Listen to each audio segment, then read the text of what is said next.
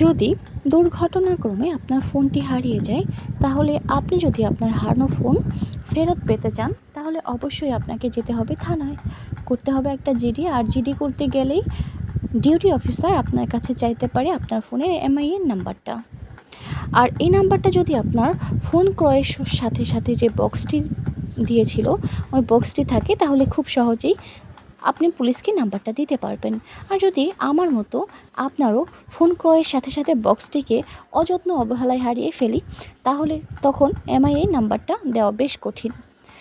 আর তাই সতর্কতামূলক ভিডিওটি অনুসরণ করুন।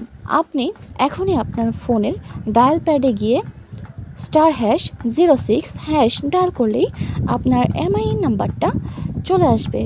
আর এই নাম্বারটার একটা স্ক্রিনশট নিয়ে আপনার ফেসবুক, মেসেঞ্জার, হোয়াটসঅ্যাপ বা ইমোতে সংরক্ষণ করে রাখুন, কিংবা সংরক্ষণ করতে পারেন আপনার জিমেল অ্যাকাউন্টেও।